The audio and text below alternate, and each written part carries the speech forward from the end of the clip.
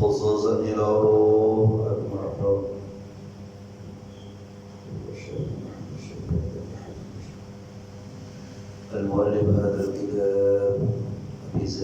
أنصار الحبيب عبد الله بن علي الحداد وإلى غرض النبي محمد المصطفى رسول الله صلى الله عليه وسلم كرام الفاتحة.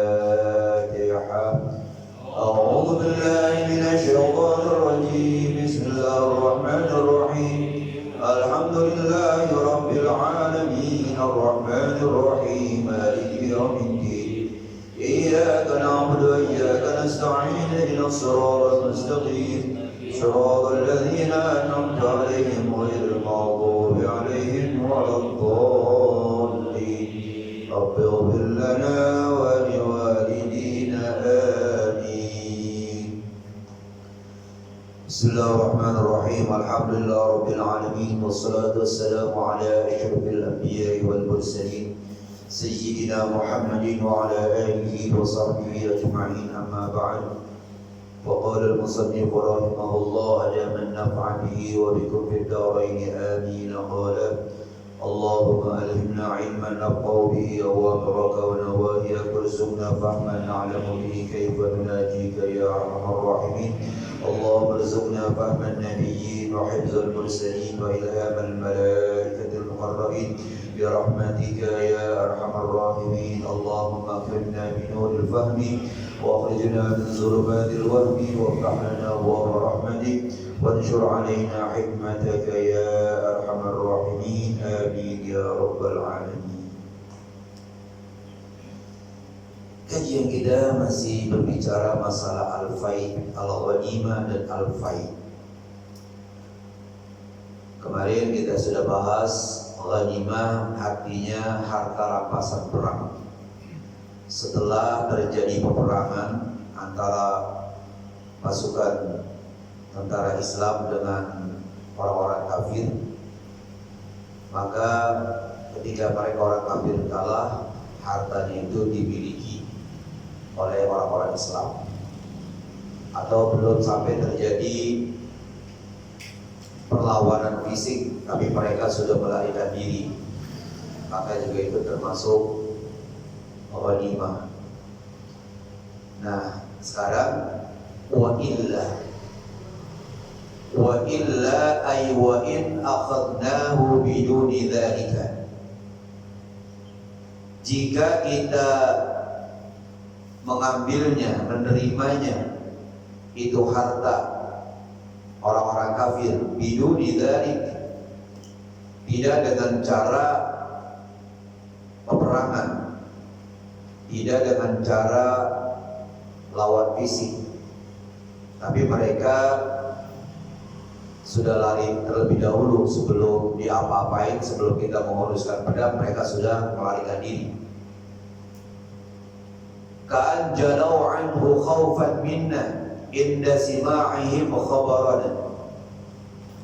Seperti mereka itu bercerai-berai, si orang-orang kafir, karena takut kepada kita, kepada tentara orang-orang Islam, ketika mereka mendengar kabar tentang kita. Mungkin mereka dengar bahwa pasukan umat Islam begitu banyaknya dan begitu tangkasnya, begitu terlatihnya, sehingga mereka itu sudah bercerai-berai, sudah lari duluan. Harta mereka tinggalkan. Nah, maka itu namanya, harta itu namanya al-fai. Satu, autaraku li dhurrin asabahu, atau mereka orang-orang kafir itu meninggalkan harta mereka karena takut bahaya menimpa mereka. Mungkin ketika mereka mau berperang, ada angin kencang begitu, ya, mereka khawatir, mereka takut, akhirnya mereka melarikan diri, harta mereka tinggalkan. Maka harta mereka itu menjadi milik umat Islam yang namanya al-fai. Al-surihu alaihi fahuwa fai'un, atau mereka mau berdamai ya pada umat Islam. Ya, jadi gak usah berperang, dah damai aja. Jadi mereka itu menyatakan kalah, ya, maka harta mereka itu dikuasai oleh umat Islam, itu yang namanya al-fai. Jadi al-fai itu dengan cara kayak begitu tuh. Jadi gak sampai terjadi perlawanan fisik antara tentara umat Islam dengan tentara orang-orang kafir. Selain fai ada lagi wa minhu kharajun. Ada lagi yang namanya kharaj, itu upeti, ya, atau pajak hak guna bumi yang dikenakan atas orang kafir yang mau berdamai, ya. Mereka itu orang-orang kafir mau berdamai sama kita. Akhirnya dengan mereka sudah menyatakan kalah, tapi mereka masih tetap di tempat itu. Nah, mereka itu bayar upeti pajak bumi namanya, karena itu sudah milik orang-orang Islam, tapi mereka masih tetap di situ. Nah, mereka bayar upeti.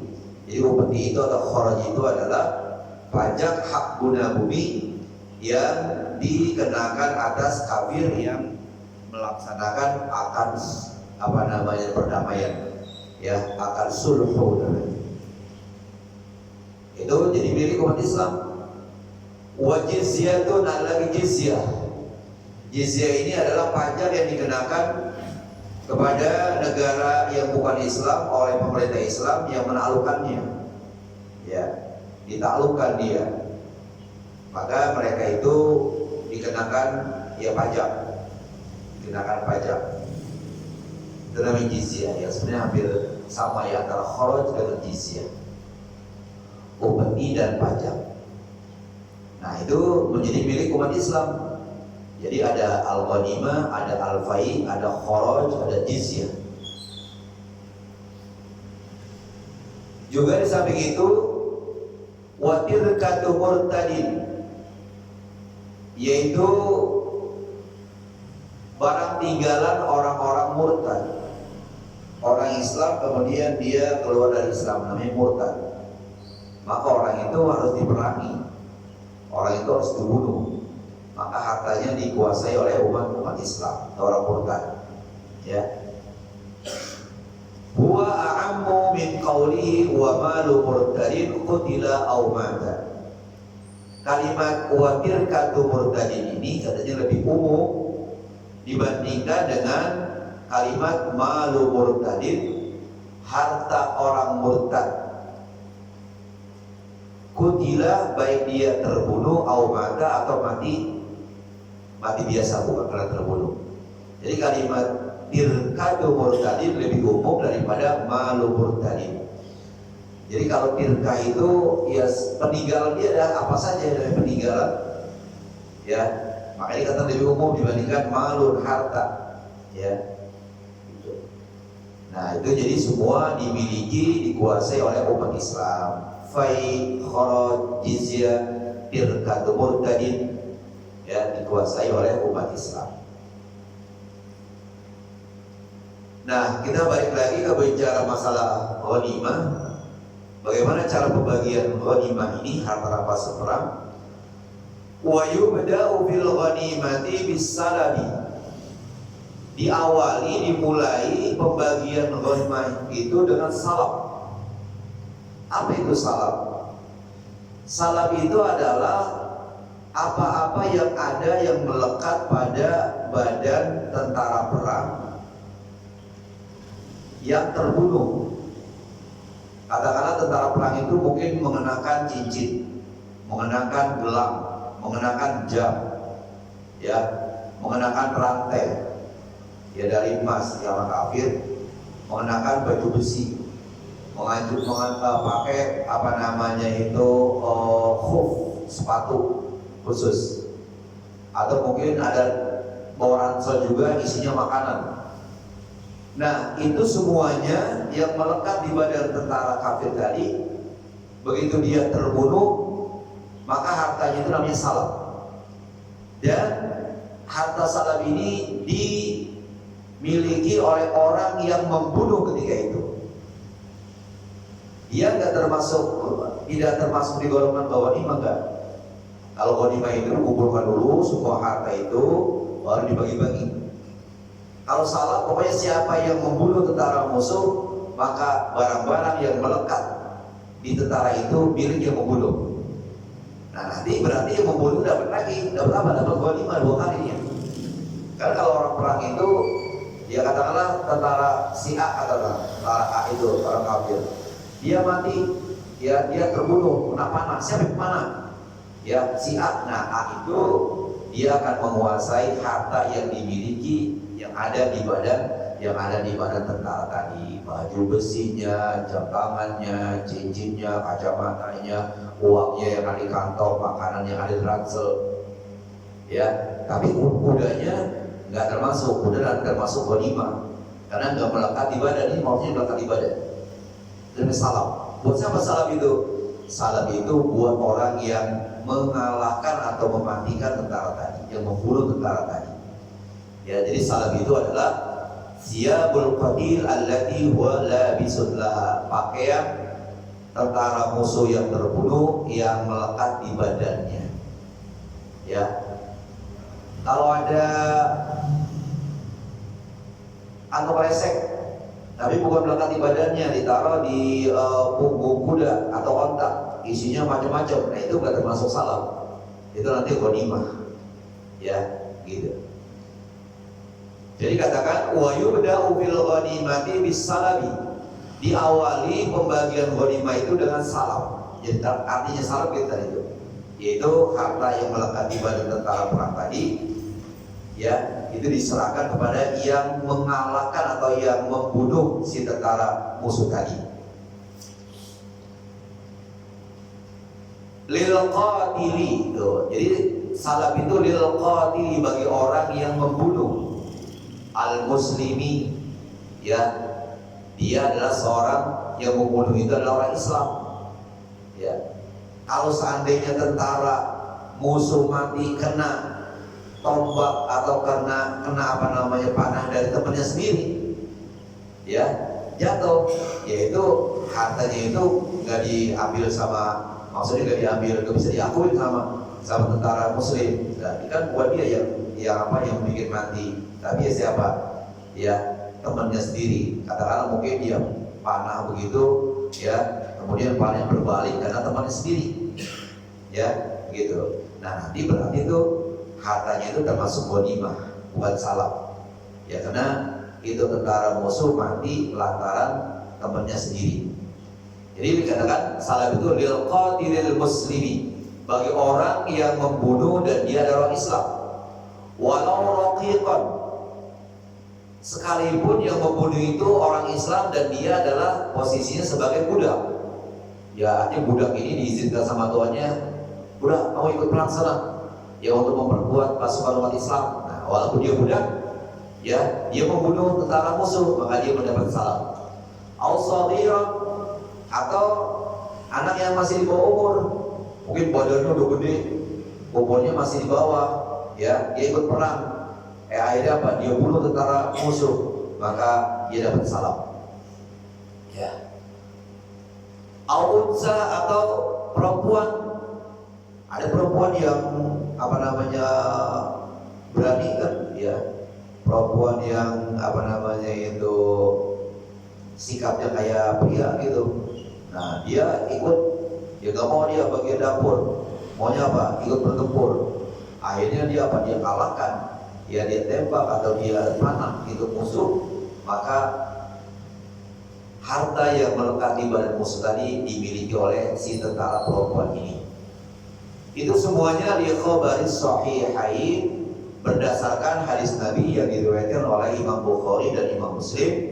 Kata Rasulullah, man qatala qatilan falahu salabuhu, siapa-siapa yang membunuh tentara musuh, maka bagi dialah salamnya, bagi dialah harta yang melekat di tentara musuh yang terbunuh itu. Jadi Rasulullah yang menyampaikan gitu, ya. Bisa jadi dengan begitu nanti pada berlomba itu, ya berlomba.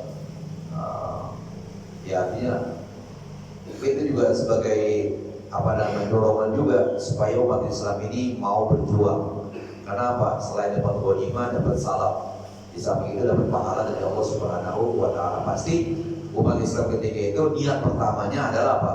Untuk meninggikan, ya, kalimatullah biar mulia. Artinya apa? Karena Allah. Ya, masalah nanti dapat salam, ghanimah itu masalah kedua. Yang penting apa? Dia niatkan untuk karena Allah Subhanahu wa taala, untuk meninggikan agama Allah.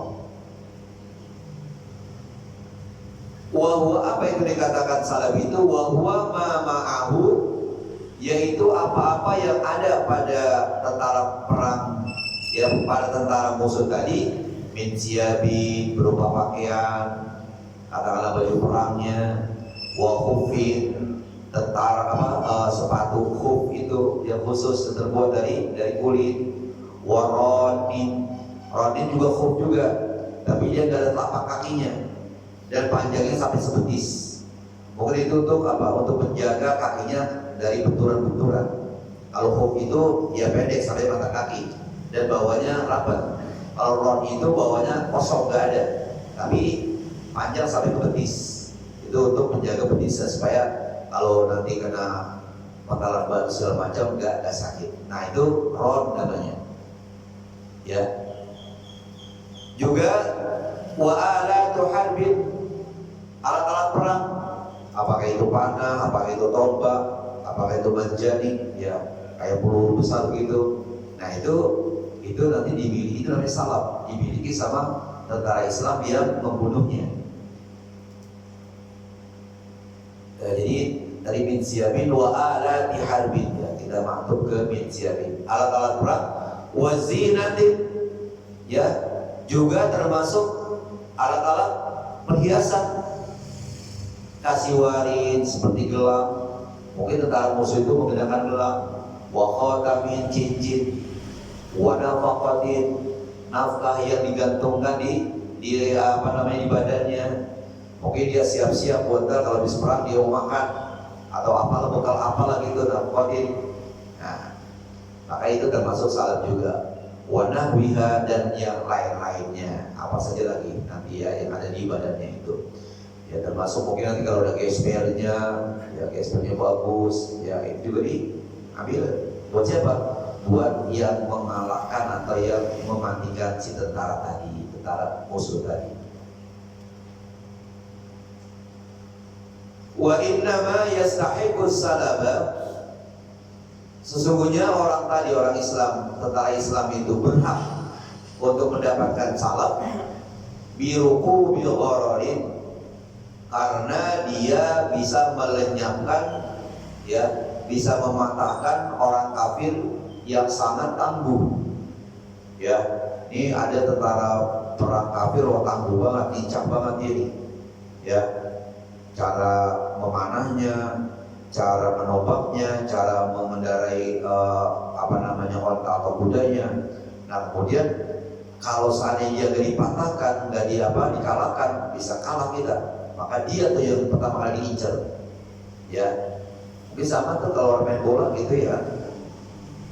Siapa nih pintar main anunya nih, bawa bolanya atau nendangnya. Nah dia tuh yang diincar terus kan begitu, ya kan? Supaya kalau dia udah patah, yang lain udah nggak ada kekuatan lagi. Nah, itu dikatakan biruku bil ghararin, dengan melenyapkan ya orang kafir yang tangguh, yang bisa membahayakan. Yakfi bihi syarra kafirin bi halil qital, itu dengan cara melumpuhkan keganasan orang kafir ketika berperang. Mana nih yang tangguh nih dari sekian banyak tentara musuh? Maka itu yang dikalahkan dulu. Ya, begitu dikalahkan dengan gampang ya mematahkan kekuatan yang lain. Maka harta kekayaan yang melekat di tentara musuh tadi itu menjadi salam milik orang yang membunuhnya. Bi ayyuzilam tina'ahu, dengan cara menghilangkan kekuatannya. Kekuatan siapa? Kekuatan tentara musuh itu. Caranya ayyafqa ainaihi, dengan cara matanya itu dicongkel. Ya kalau matanya udah gak lihat, ya kan gak bisa, biar dia gak bagaimana kalau matanya udah gak lihat, ya gak bisa. Nah, walaupun dia gak bunuh tentara Islam, gak bunuh tentara kafir tadi, hanya matanya doang, katakanlah matanya dipanah gitu, sehingga gak lihat dia. Nah maka itu harta yang melengkapi tentara yang matanya dicokel tadi itu milik tentara umat Islam. Jadi nggak mesti harus mati tentara musuh tadi. Yang penting dia lumpuh sudah, ya sudah lumpuh. Bi ayyaqa'inaihi dengan cara mencokel dua matanya, au yaqta'a yadayhi au rijlaihi atau memotong dua tangannya atau dua kakinya. Karena tangannya udah buntu, ya nggak bisa ngapa-ngapain. Ya perang, tentunya membutuhkan dua tangan atau dua kakinya. Dua kakinya udah dilumpuhkan sehingga nggak bisa perang lagi. Maka apa yang melengkapi badan tentara perang tadi dimiliki oleh yang melumpuhkan itu, yang memotong itu namanya salab. Au yasirahu atau menahannya, menawannya dan melarangnya lari. Ditangkap, ya, kemudian diikat dia, ya, sehingga dia nggak bisa kemana-mana lagi udah. Nah itu juga, maka harta kekayaan yang ada yang melengkapi badan tentara yang ditangkap itu milik yang nangkep. Jadi dengan kata lain bahwa salab itu bukan hanya karena tentara Islam itu mematikan tentara musuh, ya, bisa juga dengan cara melumpuhkan, ya, terutama tentara musuh yang hebat gitu, ya, yang kuat, yang tangkas. Dengan begitu lemah sudah. Jadi teman-teman mereka juga udah gak ada semangat. Kenapa? Karena orang yang tangkas itu sudah dilumpuhkan. Bisa juga komandan perangnya, gitu kan? Ya kayak Khalid bin Walid sebelum beliau masuk Islam, kan sering melawan umat Islam. Dia tentara yang hebat. Begitu masuk Islam juga Khalid bin Walid masih terus berperang, ya. Nah, mungkin dia dulu diincar tuh. Ya dia dulu diincar, kalau dia dilumpuhkan yang lain udah nggak bisa ada apa-apa deh, gitu. Dia bisa jadi komandannya, ya kan? Setiap pasukan ada pimpinannya, gitu kan? Iya. Fal muradu bil qatili ma ya'umul haqiqata wal majaz.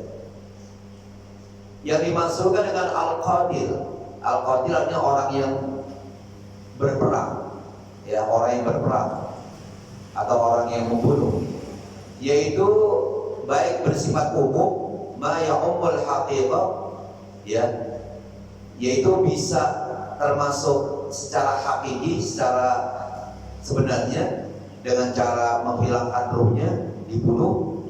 Itu dikatakan qatil, orang yang membunuh. Tadi dikatakan bahwa salab itu adalah lil qatilil muslim, bagi orang yang membunuh dan dia beragama Islam. Nah, pengertian qatil itu bisa secara hakiki, bisa secara majazi. Hakiki artinya secara sebenarnya, yaitu apa? Dengan cara menghilangkan ruhnya. Wal majazi bisa berarti majaz, yaitu menghilangkan kekuatannya, dilumpuhkan kekuatannya. Jadi kalau dilumpuhkan kekuatannya itu artinya apa? Membunuh secara majazi. Kalau menghilangkan ruhnya, membunuh berarti artinya apa ya? Itu artinya al-qatil secara hakiki. Jadi bisa secara hakiki, bisa berarti majazi. Nah, habis sudah diambil tuh salab tadi, baru summa yukhammasu baqiha, kemudian baru dibagi 5 sisanya, ya. Begitu udah diambil gelangnya, cincinnya, jam tangannya, baju perangnya, khufnya, buat siapa? Buat yang melumpuhkan atau buat yang membunuh. Nah, lainnya seperti katakanlah umpamanya ontanya, kudanya, nanti dikumpulin dah jadi satu sama yang lain, baru dibagi ghanimah. Nah, ntar yang tadi sudah dapat salab, dapat lagi ghanimah, dapat lagi, ya. Makanya kata sini summa yukhammasu baqiha, kemudian dibagi 5 sisanya itu, ai baqil ghanimati, artinya sisa untuk ghanimah. Nah, 5 itu buat siapa-siapa? Fa arba'atu akhmazihi liman syahida ai hadaral waq'ata wa sarayahu, ya. Maka yang 4/5-nya, jadi 5 diambil 4/5-nya buat orang yang ikut perang atau orang yang hadir di dalam peperangan Al-waq'ata peperangan, wa sarayahum dan satuan pasukannya, wa illam tashhadha sekalipun dia tidak menghadirinya. Karena mungkin dia bagian kesehatan, ada bagian dapur, ya kan? Nah, maka dia walaupun tidak ikut perang tapi hadir di medan peperangan, dia juga mendapatkan ghanimah juga. Jadi 4 ini ya, yang 45 ini buat orang yang ikut perang, banyak tuh. Nah, tinggal 1/5-nya. 1/5-nya ini nanti dibagi 5 lagi, ya. Wasaraya jamu sariyatin, saraya tadi wasarayahum jama sariyah. Apa itu sariyah? Wa hiya qit'atun minal jaishi, yaitu satuan, ya, satuan militer, ya, satuan tentara, yang bahasa kitanya batalion, ya. Yuqalu dikatakan khairus saraya arba'atu, ya, arba'u mi'ati rajulin. Qalahul Jauhari. Sebaik-baik saraya itu atau satuan militer itu adalah sejumlah 400 orang, berkata ahli bahasa itu adalah Jauhari. Ini dikatakan batalion, karena batalion itu adalah kesatuan tentara yang merupakan bagian dari resimen. Jumlahnya antara 300 sampai 1000, itu namanya batalion. Nah, atasnya lagi itu namanya resimen. Resimen itu adalah pasukan tentara yang terdiri dari beberapa batalion. Bisa 2 batalion, 3 batalion, 1 batalion minimal 300. Nah, di atasnya lagi yang namanya brigade. Yang brigade itu adalah satuan angkatan bersenjata yang terdiri dari 1, 3, atau 4 resimen. Jadi paling sedikit adalah batalion, baru resimen, baru brigade. Nah, jadi ini katanya sebagus-bagus saraya adalah sekitar 400, berarti 1 batalion. Ada pimpinannya tuh. Qala Al-Jauhari.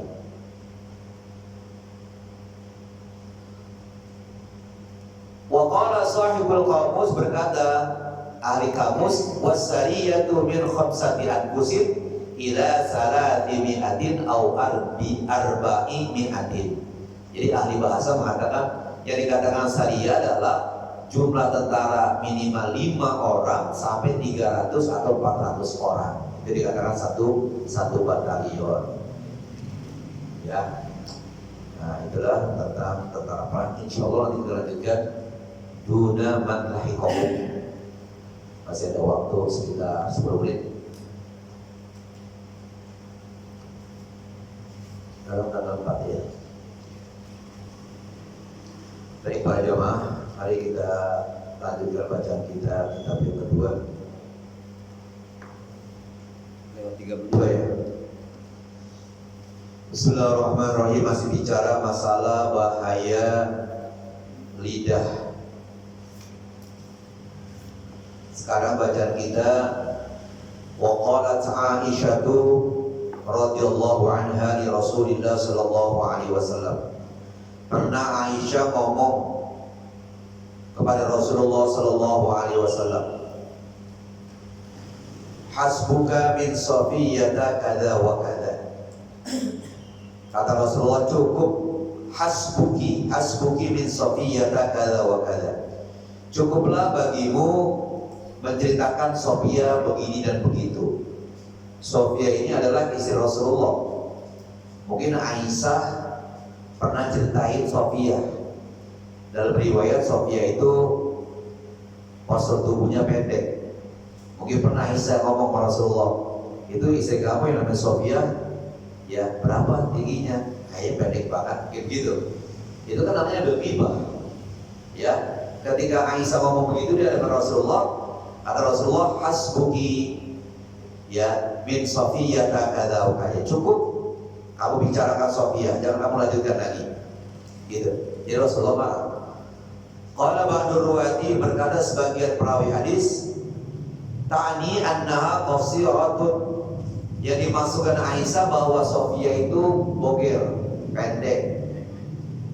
Ya, gitu. Udah gitu ngomongin depan Rasulullah lagi. Ya itu kan istri Rasulullah juga. Ya artinya biar istri Rasulullah yang namanya cemburu ada aja ya. Rupanya Aisyah cemburu juga nih Mas Sofia gitu. Kata Rasulullah, hasbuki kadza wa kadza. Ya cukup, jangan akan melanjutkan. Faqala alaihissalam, kemudian Rasulullah menjelaskan berkata kepada Aisyah, laqad qulti kalimatan law mujizat bima'il bahri lamajazathu. Sungguh kau Aisyah ngomong satu kata. Itu satu kata kalau mau dicampurkan dengan air laut, maka air laut itu akan berubah warnanya lantaran omongan kamu. Air laut itu banyak, ya, begitu banyaknya air laut. Kemudian satu kalimat yang isinya gosip atau ghibah, kalau mau dicampur dengan air laut yang begitu banyak, air laut akan berubah warnanya lantaran omongan kamu yang satu kalimat itu. Jadi itu artinya bahaya yang besar tuh. Ya satu kalimat ghibah, ya.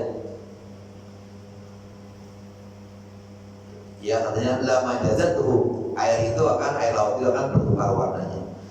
Ai law khulitat bima'il bahri la ghayyarathu wa antanathu min fuhshiha wa qubhiha. Artinya kalau seandainya satu kalimat itu dicampur dengan air laut, maka air laut itu satu kalimat itu akan merubah air laut yang begitu banyak, dan satu kalimat itu akan membuat bau busuk air laut min fuhshiha wa qubhiha, lantaran kejinya itu ghibah dan buruknya itu ghibah. Ya. Jadi ini artinya bahwa ghibah yang kelihatannya remeh ternyata ya besar itu dosanya. Kayak kemarin dikatakan ya, dosa riba yang paling ringan seperti seorang anak yang dia gauli ibunya sendiri. Itu adalah dosa riba yang paling kecil, ya. Karena dikatakan bahwa riba itu sampai 70 pintu riba. Kemudian yang paling besar itu adalah ya orang yang riba. Jadi riba itu lebih besar dosanya dibandingkan seorang anak menggauli ibunya sendiri, ya. Ya kita anggap enteng ya. Allah sendiri mengatakan begitu, ya, dalam Al-Quran. Yang dikatakan apa di sana?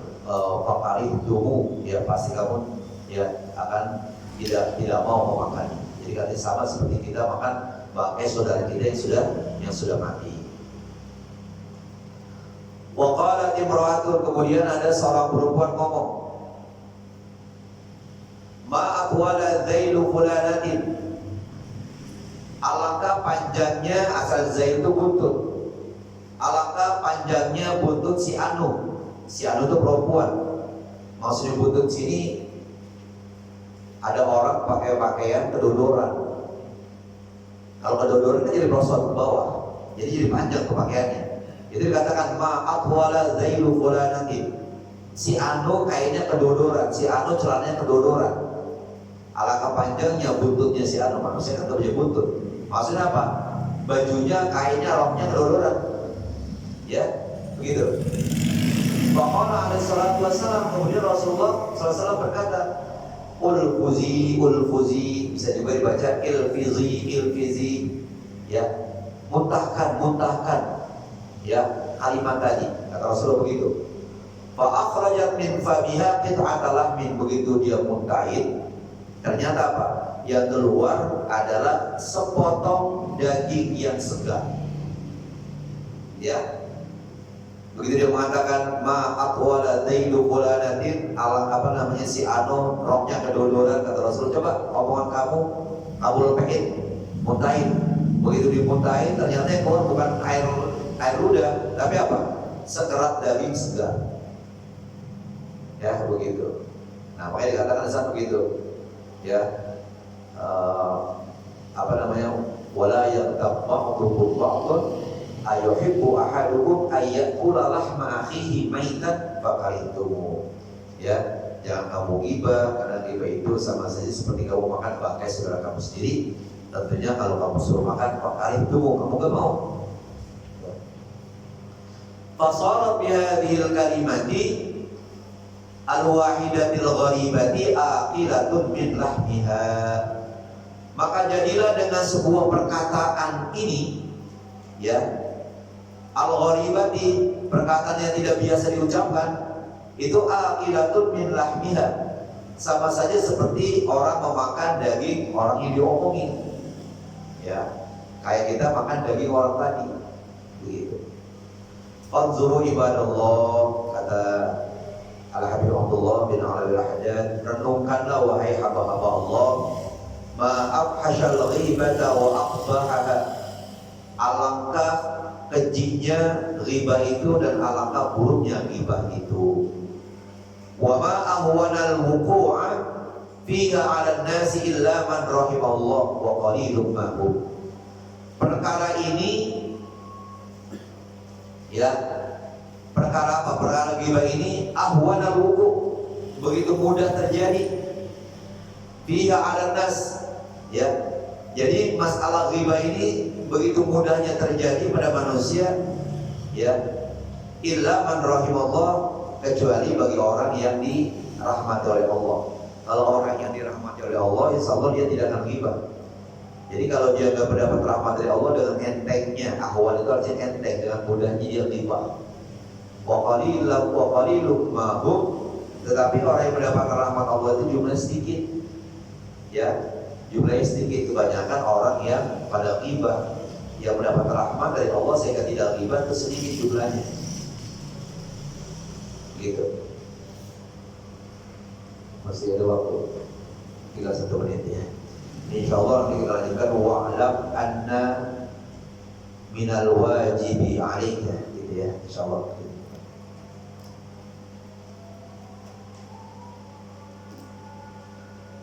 Para jemaah, sebelum kita berdoa kepada Allah Subhanahu wa taala, mari kita baca Fatihah dengan harapan mudah-mudahan Allah Subhanahu wa taala memberikan pahala kepada orang-orang yang menyumbangkan hartanya mushola kita ini, dan mudah-mudahan orang tua kita, saudara kita, teman kita, dan orang-orang yang kita cintai sudah meninggal dunia ditempatkan tempat sebaik-baiknya oleh Allah.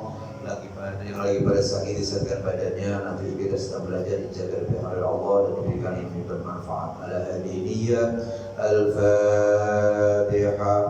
A'udzu billahi minasy syaithanir rajim. Bismillahirrahmanirrahim. Alhamdulillahi rabbil alamin, arrahmanir rahim, maliki yaumiddin.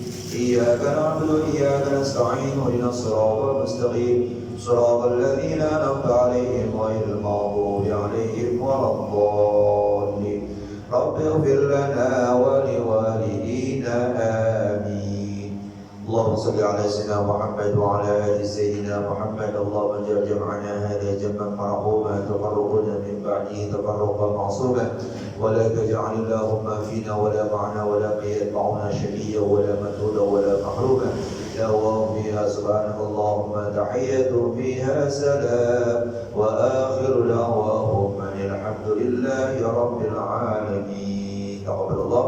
السلام عليكم ورحمة الله وبركاته.